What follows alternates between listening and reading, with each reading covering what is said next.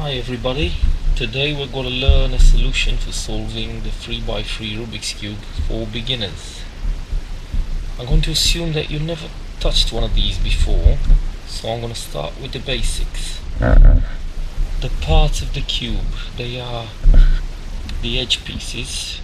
They're located in the middle row. They got two colors on them. These are the edge pieces of these. Corner pieces located, well, pretty logical, in the corners, and center pieces, which are these ones here. The center pieces, they do not move and they represent the color of their side. The edge and corner pieces, they do move, they change position, but not their role. So a corner will always be a corner, and goes the same for the edge piece. Right. The colors, they are as follows. White is opposite yellow, red is opposite orange, and green is opposite blue. What else do we have to say? Now let me tell you about the moves. We're going to employ some moves called algorithms in solving the cube. As you hold the cube, I say like this. The side facing you is going to be front. So when I say front, we move the front clockwise. When I say right, we're going to move the right hand side clockwise.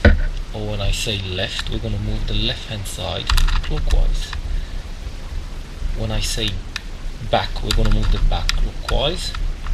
When I say down, we're going to move the bottom side clockwise. When I say up, we're going to move the top side clockwise. Whenever I say inverted, it means the move is going to be anti-clockwise. So I say right inverted is right anti-clockwise, up inverted anti-clockwise, left inverted anti-clockwise, front inverted anti-clockwise, down inverted. You got the idea. Each move is a quarter of a full rotation, so it's just this, it's a quarter. Right, now that we know all the basics, we can start solving the cube. The way we do this is by building the white cross over here. My method to do this is to turn the cube with the yellow side up and build a flower with a yellow center and white petals. So pretty much we have to align the edge pieces here. Right, we got one there, one over here, there's a couple of them there. Right. Now that we've done this, we align the blue-white edge piece with the blue-white center, and we do an 180 degrees. Then we align the orange one with the orange center, and we'll do an 180 degrees. The green one with the green center, we do an 180. And the red one, we align it with the red center, and we'll do a 180. Turn the cube upside down, and we have solved the white cross. If your cube looks like this, we can move on to the next stage. After we have solved the white cross, we have to go to the next stage, which is sorting out the white corners. And the way we do this is look for the white corners. We have to place them at the bottom, and for example we have the green, orange and white corner. We place it under its intended location, and we hold it like this on the bottom right hand side. we do the following algorithm: right inverted, down inverted, right, down, and it lands into its intended location. Sometimes you have to do the algorithm more than once, maybe 2 or 3 times. Right, next corner we have orange, blue and white corner. We place it in between the orange, blue and white centers, so pretty much under where it's supposed to be, and we do the algorithm, which is right inverted, down inverted, right, down, right inverted, down inverted, right, down, and it's where it's supposed to be. Sometimes the corner it's already up but it's not in its intended location. Then you hold it like you hold the cube like this with the false corner on the right hand side, and you do the following algorithm so it lands at the bottom: right inverted, down inverted, right, and this way the corner lands at the bottom. And after that you place it under its intended location, and you do the algorithm again, and voila, it lands in its intended location. Last one, and by now your cube should look something like this with the first layer solved. If it looks like this, you can move on to the next stage, which is solving the middle layer.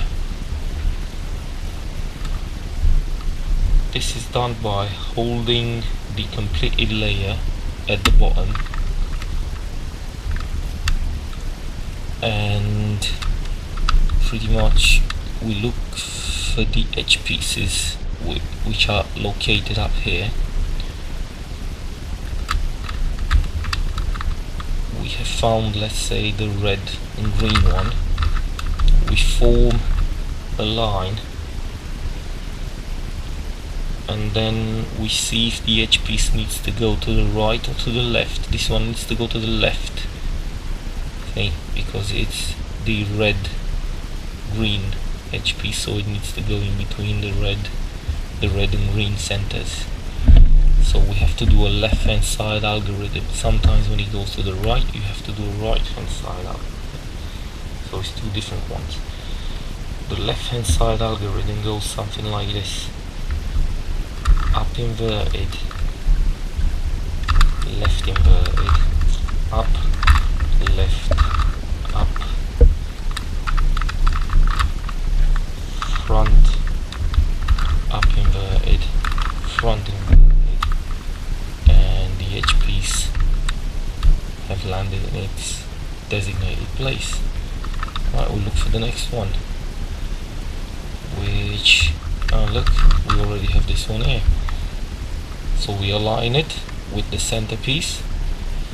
We look where it's supposed to go. It's supposed to go on the right hand side, so we have to do a right hand side algorithm, which is the following: up, right, up inverted, right inverted, up inverted, front inverted, up, front, and we have the edge piece where it's supposed to be.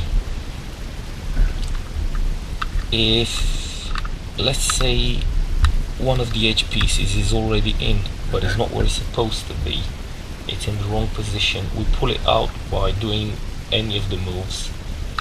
Let's say this one is in the wrong position. If you hold it like this, you want to pull it out, you do the right hand side algorithm. You hold it like this, you do the left hand side algorithm. Pretty much you pull it out and then you place it in the correct location.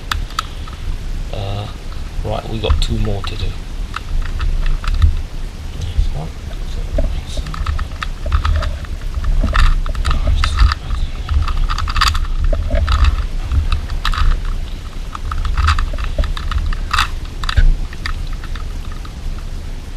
And last one.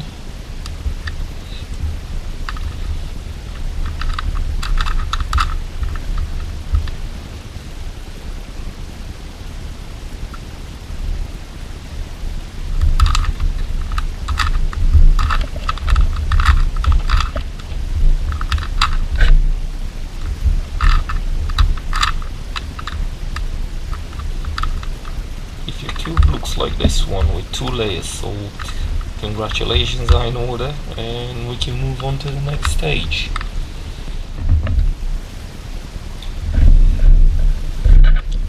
The next stage into solving the Rubik's Cube is to build the yellow cross. After you've sorted out the middle layer, you can end up with 4 patterns here. Just the center is yellow, like we ended up now.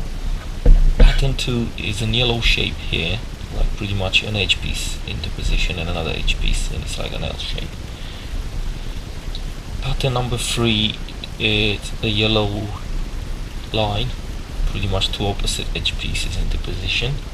And pattern number 4 is the yellow cross already. So if you got that, you can move on to the next stage. Because we ended up with just this one here, I'm gonna show you how to build the yellow cross. Pretty much with any pattern you end up with, if you end up with this, or if you end up with the L shape or with the line, we do the same algorithm. Just the way that we hold the cube matters. The difference is in the way that we hold the cube, but we do the same algorithm. So pretty much the algorithm to get to the cross is front, right, up, right inverted, up inverted, front inverted. And we have ended up with 2 edge pieces in the L shape I was telling you about. When you end up with this, you hold the cube so as one of the edge pieces is on the right hand side, one of the edge pieces is towards you, and you do the same algorithm again, which is front, right, up, right inverted, up inverted, front inverted. Now you've ended up with the yellow line, the 2 opposite edge pieces in. When you end up with this, you hold the cube this way, so one of the edge pieces is to your right, one is to your left, and you do the same algorithm again. So we end up with the cross, which is front, right, up, right inverted, up inverted, front inverted. And we have solved the yellow cross. By now your Rubik's Cube should look something like this. If it looks something like this, you can move on to the next stage, which is aligning the cross. As you can see, if you're trying to align the cross with the center pieces, you can end up with 2 patterns. First pattern is you can have 2 neighboring sides being in line with the edge piece, or 2 opposite sides. When you end up with this, the way you do the following algorithm is you hold the cube with one neighboring side on your left, one away from you. If you have 2 opposite sides being in line, you hold the cube with one opposite side, with one correct side away from you, one correct side towards you, and you do the following algorithm to align the cross, which is right, up, right inverted, up inverted, right, up inverted, right inverted. And let's have a look. As you can see now, all the edge pieces are in line with their center pieces. So we can go on to the next stage, which is aligning the corners. On this stage we place the corner in their intended location, not necessarily the right way up they're gonna be. So for example, like this one, we have the yellow, blue and orange corner. It's in its intended location, but it's not the right way up. But these ones, as you can see, we have the green, yellow and red corner. It's in between the blue, red and yellow center, so it's not in the correct position. So with the following algorithm, we are going to place the corner in the correct position, not necessarily the right way up. They're going to be right. If you have any correct corner, you hold the correct corner on the right bottom side. If you have no correct corners, you hold a cube in any position pretty much, and you do the following algorithm once, twice, 3 times, as many times as needed. We check after every time we did it to see if the corners have landed in the intended location. So we have to do it as many times as needed. The algorithm is left inverted, up, right, up inverted, left, up, right inverted, up inverted. Right, we check again. No, it's still not right, so we have to do it again. Left inverted, up, right, up inverted, left, up, right inverted, up inverted. Success. All the corners are placed in their intended position. I repeat, not necessarily right way up. They are, but look, you can see the orange, green and yellow corner is in between the orange, green and yellow centers. The red, yellow and green is in between the correct centers. This one is in between the correct centers, and this one's in between. So now we can move on into pretty much solving the Rubik cube, which is the last algorithm, is the longest as well. So we can move on to that. Right, this stage is called finishing the Rubik cube, or turning the corners the right way up. The way we do this is we hold the cube yellow side up with, if we have any correct corners, if they're already correct, which we don't, but if we have any, we try to keep them on the left hand side of the cube, so here or here, we don't put them on the right hand side. And we have to do the following sequential moves as many times as needed, once, twice, 3 times. This is the longest algorithm yet, so pay attention. The algorithm is right, up, up, right inverted, up inverted, right, up inverted, right inverted, left inverted, up, up, left, up, left inverted, up, left. We have to do it again.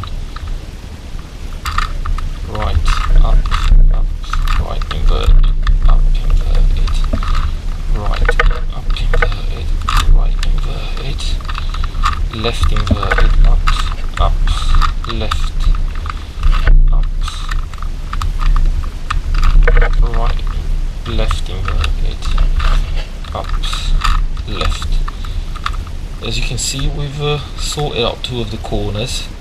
So we hold the cube like this with the correct corners on the left hand side, and we do the algorithm again, which is right, up, up, right inverted, up inverted, right, up inverted, right inverted, left inverted, up, up,